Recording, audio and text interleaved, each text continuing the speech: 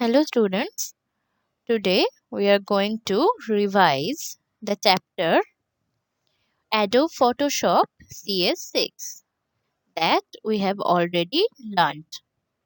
Today we are going to discuss some questions regarding this chapter. So here is some questions. First question is, what is the purpose of option bar in Photoshop Workspace? Photoshop Workspace যে option বার থাকে সেটার কাজ কি? তোমরা জানো Photoshop ওয়ার্কস্পেসে components গুলো হলো tools panel, menu bar, options bar, panels, document window etcetera. এগুলো হলো ফটোশপ ওয়ার্কস্পেসের কম্পোনেন্টস। এর মধ্যে অপশন বার সেটার কাজ কি? The option bar provides options related to the tool currently selected in the tools panel. Option বারে সেই টুলস গুলো থাকে যেগুলো তোমরা কারেন্টলি সিলেক্ট করেছো, মানে যে টুলস গুলোকে আমরা সবেমাত্র সিলেক্ট করেছি সেই টুলস গুলো অপশন বারের মধ্যে থাকে। সেগুলো হলো যেমন for example, to choose the thickness of the brush tool selected in tools panel you use option bar। মানে একটা ব্রাশ টুল সেটা তুমি সিলেক্ট করেছো, সেই ব্রাশ টুলটা কতটা থিক হবে সেই অপশনস গুলো আমরা অপশন বারে পেয়ে যাই। মানে অপশন বারে আমরা যে টুলটা সিলেক্ট করব ফটোশপ ওয়ার্কস্পেসে কাজ করার জন্য, সেই টুলের অপশনগুলো, সেটা যে কোনো টুল হতে পারে, সেই টুলের যে অপশনস গুলো রয়েছে সেগুলো আমরা ফটোশপ ওয়ার্কস্পেসের মধ্যে যে অপশন বার রয়েছে তার মধ্যে পেয়ে যাব। ধরো আমি সিলেক্ট করলাম শেপ টুলস। সেই শেপ টুলস এর আন্ডারে যে অপশনস গুলো রয়েছে সেগুলো আমরা পেয়ে যাব অপশন বারে। ধরো আমরা সিলেক্ট করলাম ব্রাশ টুল, তার মধ্যে ধরো সেখানে অপশনস বারে তাহলে কি থাকবে? Brush preset পিকার, mode, opacity, flow, এই অপশনস গুলো কার আন্ডারে আছে? ব্রাশ টুলের আন্ডারে। আর সেটা আমরা পেয়ে যাচ্ছি অপশনস বারের মধ্যে। তাহলে এটা হলো ফটোশপ ওয়ার্কস্পেসে অপশন বারের কাজ। আশা করি তোমরা বুঝতে পেরেছো। Next question, what is the purpose of tools panel in Photoshop workspace? Photoshop ওয়ার্কস্পেসের যে টুলস প্যানেলটা রয়েছে তার কাজ কি? এটা হলো ফটোশপ ওয়ার্কস্পেসের যে কম্পোনেন্টস গুলো আছে তার মধ্যে সবচেয়ে ইম্পর্টেন্ট কম্পোনেন্ট হচ্ছে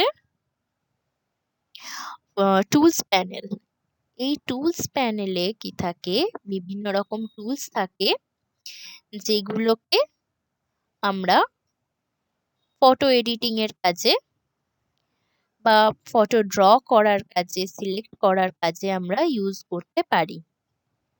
So the tools panel offers various tools that let you select, edit, draw, paint and view images. এই টুলস প্যানেলের আন্ডারে যে টুলস গুলো থাকে সেগুলো দিয়ে আমরা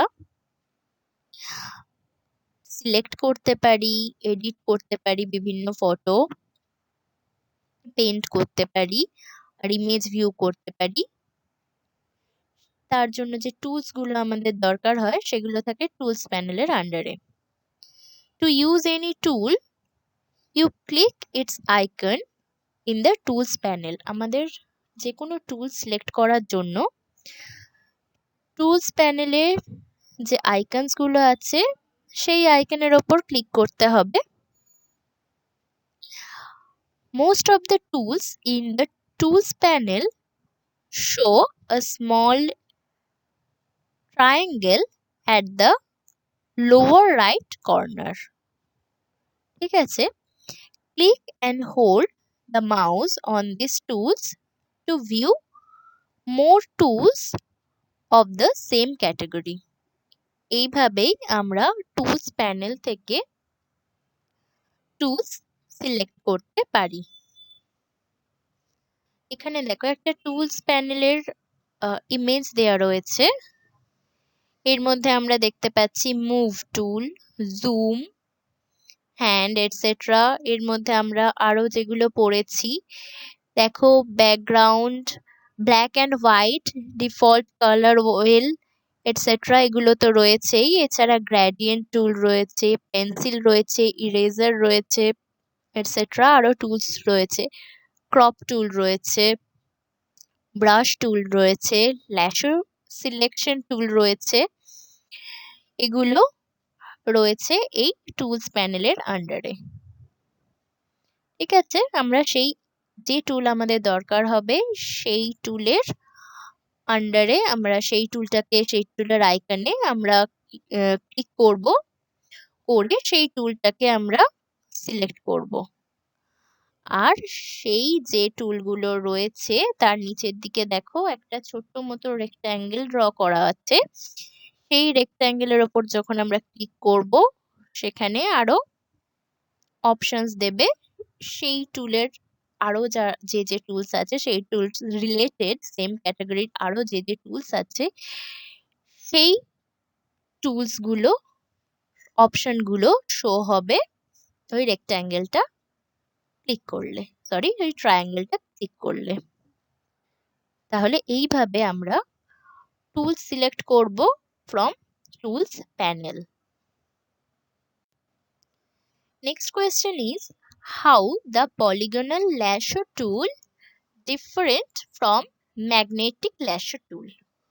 First, we have to understand what is polygonal lasso tool and what is magnetic lasso tool. তাহলেই আমরা বুঝতে পারবো যে এর মধ্যে ডিফারেন্সটা কোথায়। So what is lasso tools? First, the lasso tools allow you to select different position of an image by drawing a free hand or a straight edged area. Different portion select করা যায় এই ল্যাশো টুল দিয়ে যে কোনো ইমেজের। সেইটা কিভাবে select করা যায়, হয় আমরা ফ্রি হ্যান্ড ড্রয়িং করতে পারবো, নয়তো আমাদের শার্প এজ এরিয়া, ধরো একটা রেক্ট্যাঙ্গেল হিসেবে আমরা সিলেক্ট করলাম কোনো একটা ইমেজের একটা পার্ট, একটা পোর্শন। এইরকম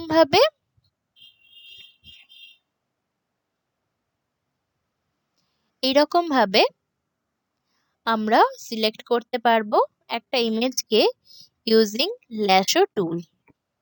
So in that lasso tool there is polygonal lasso tool. What is that? Polygonal lasso tool allows you to make a selection by clicking specific points around an image. You use this tool, click anywhere on the image to mark the starting point and then click at the position where you want the first straight segment to end. মানে একটা point two point আমরা click করব, click করে সেই পোর্শনটাকে আমরা select করব। এইরকম ভাবে আমরা এই ল্যাশো টুলে, এই পলিগনাল ল্যাশো টুল ইউজ করে আমরা একটা ইমেজের এক পোর্শন থেকে আরেক পোর্শনে ক্লিক করে করে সেই ইমেজের কোন একটা পার্টকে আমরা সিলেক্ট করতে পারি স্ট্রেট লাইন ড্র করে। এটা হচ্ছে polygonal lasso tool. Then continue clicking to mark end points for subsequent segment till the area you wish to select is enclosed forming a polygon। মানে একটা এজ থেকে আরেকটা এজে আমরা সিলেক্ট করতে থাকবো আর একটা পলিগন ক্রিয়েট হবে। সেই পলিগনের আন্ডারে আমাদের সেই পোর্শনটা থাকবে যেটা আমরা সিলেক্ট করতে চাই। এটা হচ্ছে পলিগনাল ল্যাশো টুল। মানে এটা আমাদের নিজে থেকে করতে হচ্ছে সিলেক্ট। আমরা যে পোর্শনটা চাইছি সেই পোর্শনটাকে আমাদের নিজের মতো করে সিলেক্ট করতে হচ্ছে। একটা এজ থেকে অন্য এজ ক্লিক করে করে যত একটা পলিগন ক্রিয়েট করতে হচ্ছে তার আন্ডারে আমাদের সিলেক্টেড পয়েন্টটাকে রাখতে হচ্ছে। This is polygonal lasso tool. Now what is magnetic lasso tool? That allows you to select objects by sticking the section border to the edges of an object. This tool is particularly useful when there is a huge contrast between the foreground objects and the background objects of an image।